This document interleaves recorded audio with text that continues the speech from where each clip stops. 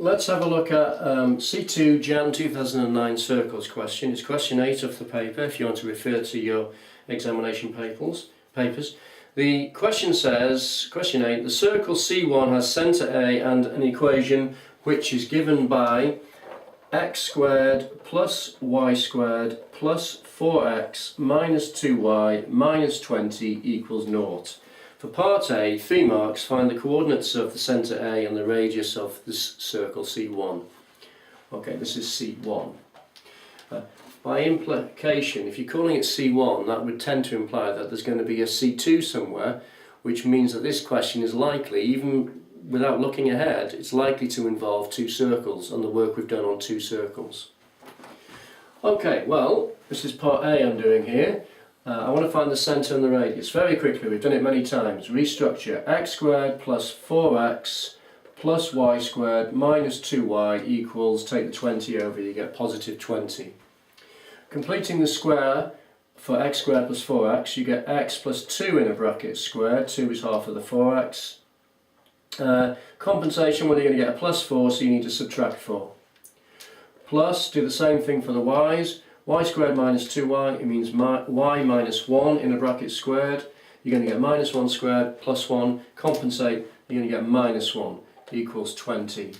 Reorder it, x plus 2 bracket squared plus y minus 1 bracket squared is equal to, take all the numbers to the other side, you work it out, you'll get 25. So this tells you straight away that the centre of this circle is going to be minus 2, positive 1, and the radius will be 5. That's part A done, worth 3 marks, nice and easy. We've now got a straight line L, which has got an equation y equals minus x plus 6. And you're told, find the coordinates of the points of intersection of L and C1. So if I call the equation of C1 number 1, I call the equation of L number 2, all I've got to do to find the intersection points of that straight line with that circle is to solve them simultaneously. So, okay, take number 2, okay, and number 2 is already in the right format. It's the linear equation and it's got y as a subject. So all I've got to do is substitute equation 2 straight away into equation 1, right at the top. Okay, so equation 1 is going to become x squared plus, and then y squared becomes minus x plus 6 in a bracket squared, plus 4x's, minus 2y's, minus 2 lots of y, which is that, minus x plus 6, minus 20 is equal to 0. We get an equation in x which we need to solve. It's obviously a quadratic equation, so possibly there'll be 2 answers. Let's work this out. X squared stays the same, plus, square that, you get x squared. Multiply the 2 together and double, you get minus 12x. Square the plus 6, you get plus 36. Plus 4x stays put. Expand this bracket out. Minus 2 times minus x is plus 2x. Minus 2 times plus 6 is minus 12. And then take away 20 equals 0. Let's tidy up. I've got 2x squareds. And then the x's, got minus 12, plus 4 is minus 8, plus 2 is minus 10. And then the numbers, I've got plus 36, take away 12 is plus 24, plus 24, take away 20 is plus 4, equals 0. We've got a quadratic equation to factorise on the left hand side, but before I do so, let's share by 2. Share by 2 you get x squared, share by 2 5x, share by 2 plus 2, share by 2 nothing. Okay, looking at that now, there, I would suggest that there's an error there, and I'm not going to start this video again. Let's see if we can detect where my error is, correct it, and then move through. I can see it's not going to factorise, and these things will always factorise. You're never going to use the quadratic formula. So if I quickly just double check my expansion here, square that, multiply together, 2 together and double, yes, square that, yes, that's okay, that's okay, that's okay, that's okay, 2x squared, that's minus 8x, right, okay, there's my error, minus 12 plus 4 is minus 8 plus 2 is minus 6x. Okay, so there you go, there's my error. And if I just check the numbers, 36, take away 12 is 24, take 20, that is plus 4. So that there should be a -3 after I share it by 2. That looks a lot better to me, because that will factorise. And so I'm much more confident now that I've done this right. So I get a double bracket equals 0. If I use -1 with -2, I think that, if you expand it out, would give the line above. So I'm happy with that. Obviously you say either x minus 1 equals 0, so the first answer is x equals 1, or x minus 2 equals 0, so the second answer x equals 2. I'm running out of space at the bottom, so it does say work out the actual coordinates, not just the x values, the coordinates of the intersection points. There's 2 of them. I'll do it in the space just here. In fact, I'll go up here and do it, just to finish the question off. So if x is 1,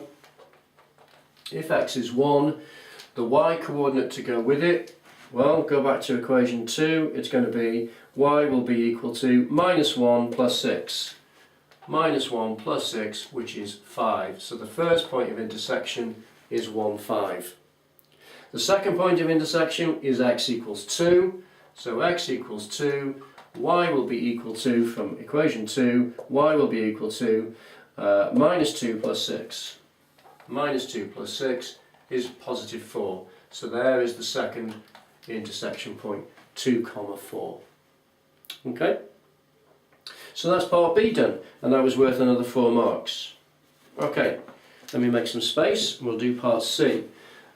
Before I rub this out, I better make a note that the centre of C1 was -2, 1, and the radius was 5, like so, because I think we'll need that in the last part. Okay.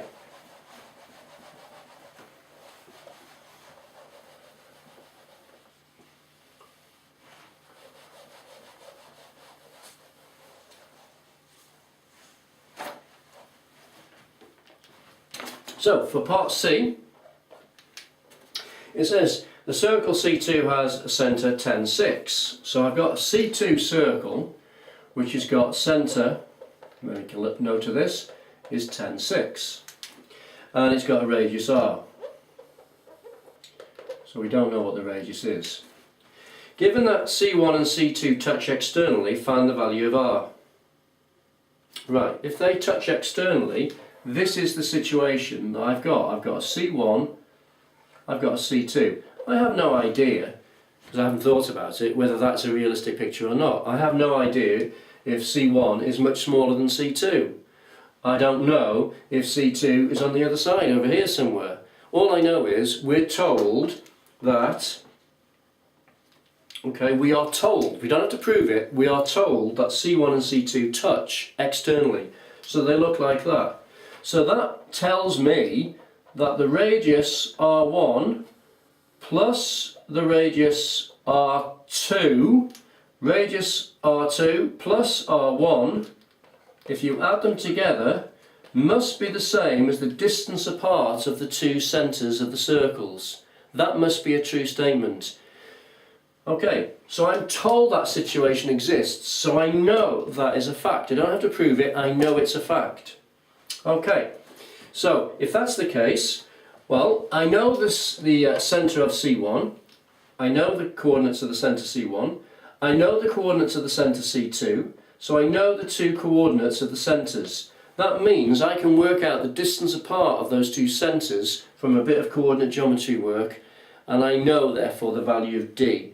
Okay, so therefore I'm going to find D first, the distance apart of the two centres. Okay, the distance D will be found from coordinate geometry work.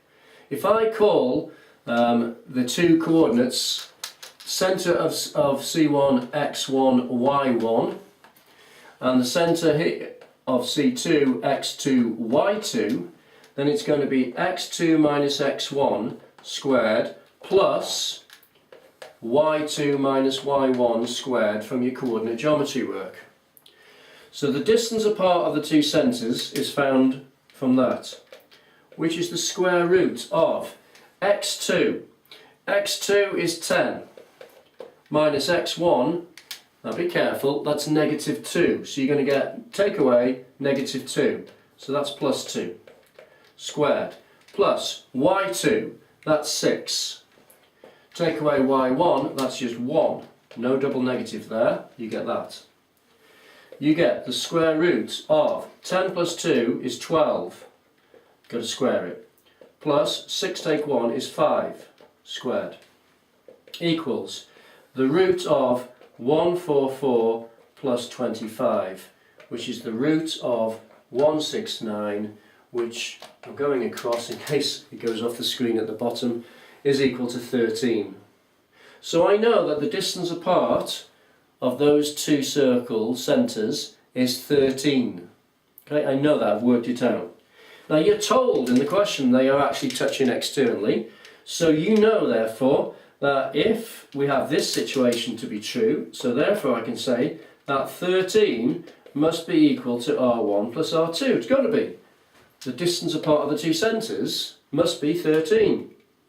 Okay, well, which I've worked out from coordinate geometry, and that must be equal to R1 plus R2 because they're touching externally. So I can write down that statement there. 13 must be R1 plus R2. Well, we already know what R is for the first circle, in other words what R1 is, so therefore we can say that 13 is equal to R1 value is 5 plus the radius of R2. Okay, so 13 take away 5, you get 8 is equal to the radius of the second circle. And that's what it says. It actually calls the radius of the second circle R, it doesn't call it R2, so I suppose I should call it R as my final answer. And there you go, that's the answer. In this question, therefore, you don't have to prove that D equals R1 plus R2, because you're told they are touching externally. There's a subtle difference between what we talked about earlier. You're told it, so that means you're allowed to say that that is a fact. And if that's a fact, you can say therefore that 13 equals R1 plus R2, so 13 equals 5 plus R2, so that means that the R2 value, or the R value if you like, is 8. And there you go, you get final 3 marks, and that's the end of Jan 2009 C2.